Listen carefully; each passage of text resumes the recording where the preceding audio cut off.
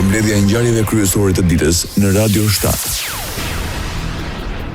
Kryetari i Aleancës për Shqiptarët Arben Taravari akuzon qeverinë se nuk ofrojnë mbështetje për bizneset shqiptare. Sipas Taravarit, nga 250 milion euro, asgjë nuk shkoi në ndihmë për kompanitë shqiptare. Ai vlerësoi se 1/4 e parave të huazuara nga Hungaria ishin ndihmë për kompanitë private.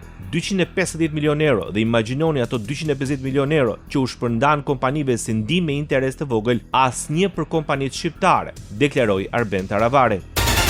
Kryetari i Bashkimit Demokratik për Integrim Ali Ahmeti dhe kryetari i Aleancës për Shqiptarët Ziadin Sela në Prishtinë takojnë kongresmenin Keith Self. Ata thanë se me kryetarin e Komisionit për Europë në Kongresin Amerikan kanë diskutuar për situatën politike në Maqedoninë e Veriut, të drejtat e shqiptarëve, përdorimin zyrtar të gjuhës shqipe si dhe për funksionimin e gjykatës kushtetuese dhe parimin e patenterit.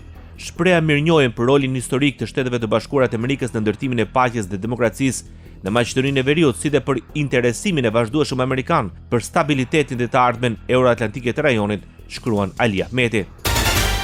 Qytetarët e Maqedonisë së Veriut mund të flasin më lirë me vendet e Bashkimit Evropian dhe më herët se janari vitit 2027. Reagimi erdhi nga ministri për transformim digital Stefan Andonovski lidhur me paralajmërimet për heqjen e roamingut mes BE-s dhe Ballkanit Perëndimor. Ai shtoi se një vendim i tillë nuk varet nga ne, por nga Bashkimi Evropian. Një skenar optimist është që deri në fund të vitit ta kemi këtë mundësi për qytetarët tanë, megjithatë kjo varet nga Bashkimi Evropian. Afati nuk varet nga ne, deklaroi Andonovski. Vlerësimi vjen në një ngjarje kushtuar konkurrueshmërisë, inovacionit dhe transformimit digjital në vendet e Ballkanit Perëndimor. Nisma është e Bashkimit Evropian, ndërsa qëllimi i saj është ulja e shpenzimeve të roamingut për qytetarët e Ballkanit Perëndimor që do të udhëtojnë në Bashkimin Evropian dhe për qytetarët e Bashkimit Evropian që udhëtojnë në vendet e Ballkanit Perëndimor.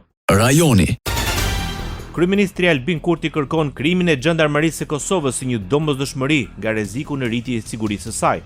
Gjandarmeria do të ketë një mandat të qartë, sigurimi i vijes kufitare, toksore, ujore dhe ajrore në tërë territorin e Republikës Kosovës, operacione kundër grupeve terroriste dhe të armatosura, përfshirë ato me karakter paraushtarak, parandalimi dhe luftimi i të gjitha llojeve të kontrabandës ndërkufitare, si me mallra e me migrant, menaxhimi i situatave të rrezikut të lartë, si dhe sigurimi i infrastrukturës kritike. Në një konferencë për mediat, shefi i qeverisë tha se sulmet e vazhdueshme gjatë viteve të fundit në veçantë në veriun e vendit ndaj institucioneve të Republikës, policisë, institucioneve të sigurisë qytetarëve, institucioneve dhe misioneve ndërkombëtare, sikurse lëndimi i policëve dhe qytetarëve, sulmet mbi ushtarët, ekforit dhe gazetarët, sulmi terrorist në Bajnës së Zveçanit dhe sulmi në Ibër Lepen e të tjera, e kanë bërë të domosdoshme ngritjen e kësaj strukture. Sipas tij, këto zhvillime kanë dëshmuar ekzistencën e grupeve të organizuara me kapacitete ushtarake. Me qëllim të adresimit të këtyre sfidave, pra vështirësive të mëdha dhe rreziqeve jo të vogla, si dhe përballjes me këto, themelimi i gjandarmerisë si strukturë e re, e specializuar, moderne dhe disiplinuar është domosdoshmëri e kohës, e cila do të plotësoj boshllëkun ndërmjet policisë së Kosovës dhe ushtrisë përkatësisë forcës së sigurisë së Kosovës.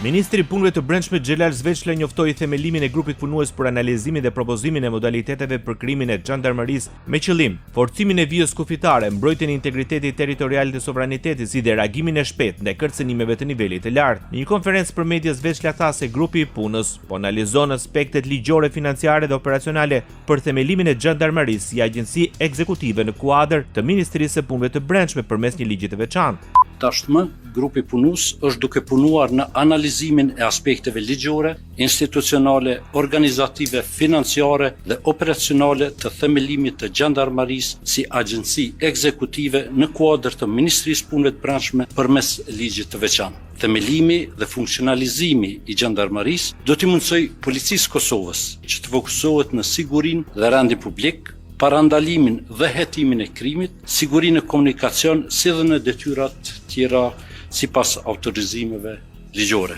Zveçla bëri të ditur se procesi do të zhvillohet në koordinim të plotë me institucionet përgjegjëse dhe në respektim të parimeve demokratike, sundimit të ligjit dhe kontrollit institucional. Fillon zyrtarisht fushata zgjedhore në Kosovë. Partitë politike nga sot deri në mëngjesin e 7 qershorit janë në fushatë zgjedhore për zgjedhjet e jashtëzakonshme parlamentare. Edhe pse subjektet politike ditë më parë kanë nisur tubimet elektorale brenda dhe jashtë Kosovës, KQZ ka vendosur që të jetë dita kur nis zyrtarisht fushata zgjedhore. Fushata do të jetë 10 ditë shtator, konkretisht deri më datën 7 qershor në orën 06:59, ndërsa buxheti planifikuar dhe miratuar për organizimin e zgjedhjeve është rreth 10 milion euro. Bashkimi Evropian tha se po ndjek me kujdes rastin e ndalimit të 7 drejtorëve të institucioneve shëndetësore dhe arsimore në Kosovë, të cilat funksionojnë në sistemin e Serbisë. Drejtorët u ndaluan në ndyshimet se kanë ndikuar në vullnetin e lirë të votuesve. Gjykata themelore në Prishtinë më 21 maj caktoi 1 muaj paraburgim për 7 drejtorët të institucioneve serbe. Të dyshuarit për ndikimin në vullnetin e lirë të votuesve u arrestuan më 19 maj me urdhër të prokurorisë themelore në Prishtinë pas raportimeve në media për pretendimet se po ushtronin presion dhe po shantazhonin mbështetësit e Partisë për Liri, Drejtësi dhe Mbijetesë të Nenada Rashić. Radio 7, zëri pozitiv i qytetit.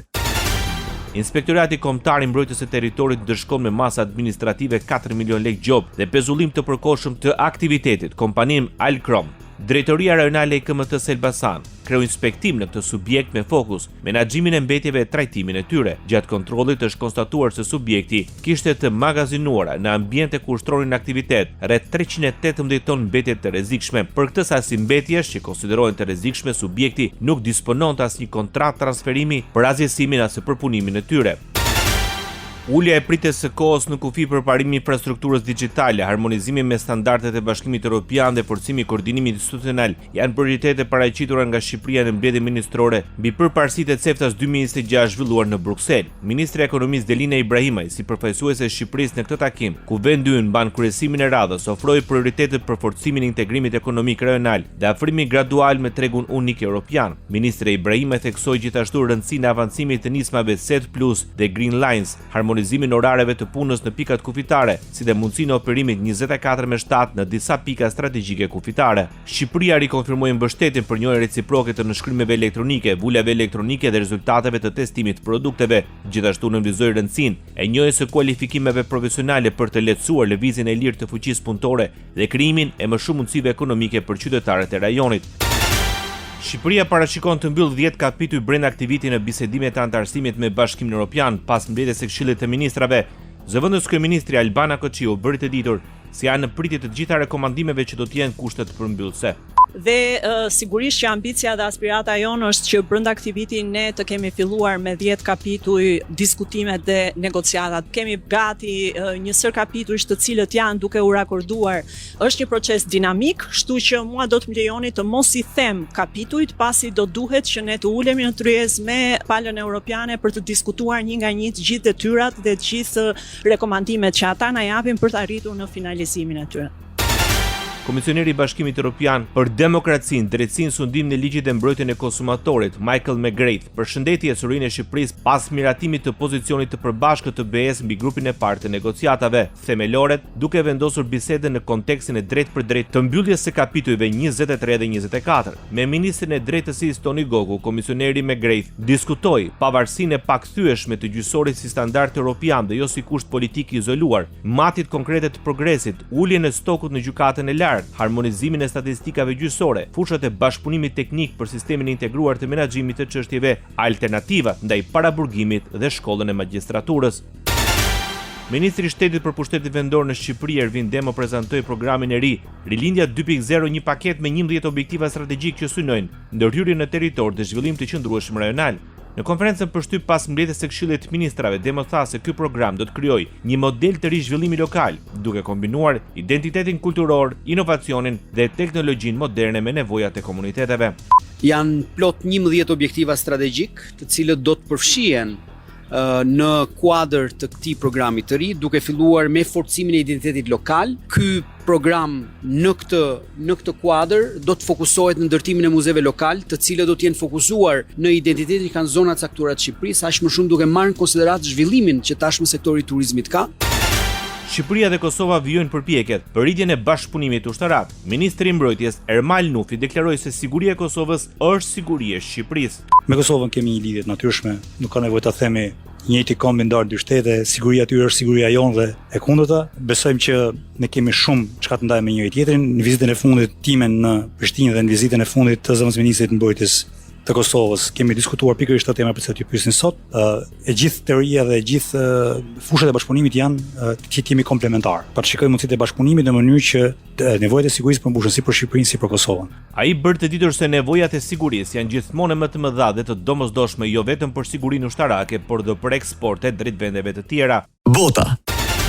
Rusia paralajmëron se NATO po përgatitet për një konflikt në shkallë të gjerë në lindje. Mesazhi vjen nga kreu i shërbimit të inteligjencës së jashtme të Rusisë. Sergei Naryshkin gjatë një takimi me zyrtar të lartë të Rusisë dhe u raportua nga media shtetërore ruse. Krahas asaj, kreu i shërbimit të inteligjencës së jashtme të Rusisë deklaroi se dhe Bashkimi Evropian po ritndjeshëm kapacitetet e tij ushtarake dhe po shndrohet gradualisht në një strukturë me karakter aleance ushtarake të drejtuar kundër Rusisë. Ai pretendoi gjithashtu se armë të dërguara në Ukrainë nga vendet perëndimore po qarkullojnë lirshëm në Europë dhe sipas tij mund të përfundojnë në duart e grupeve kriminale ose organizatave terroriste ndërkombëtare.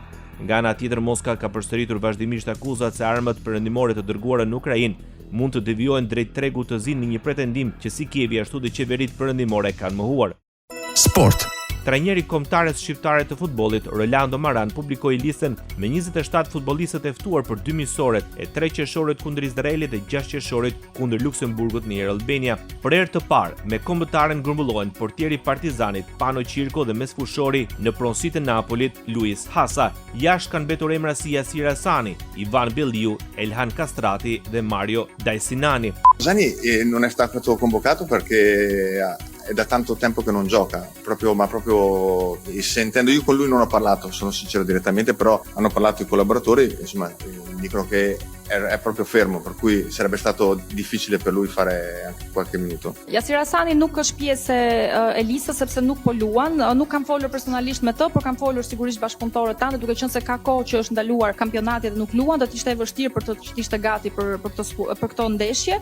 Në port janë Alen Sherri, Simon Simoni dhe Pano Cirko.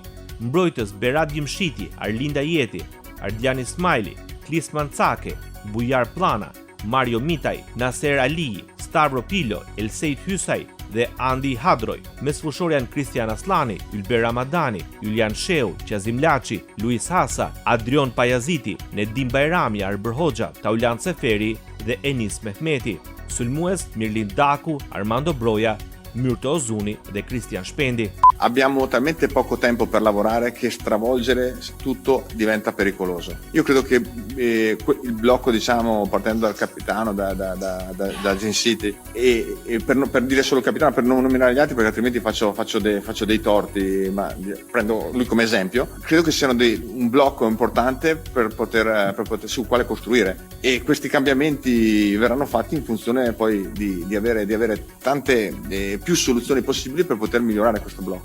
Është pak kohë, domethënë për të bërë ndryshime shumë të mëdha që ndoshta mund të jenë të rrezikshme. Sigurisht nuk dua të nominoj të emra specifik, por po themi për marrim si shembull kapitenin Gjimshiti, i cili ka shumë ndeshje me kombëtaren. Pra është një blok i cili sigurisht mund të ketë ndryshime dhe ndryshimet të jenë në funksion të përmirësimit të skuadrës.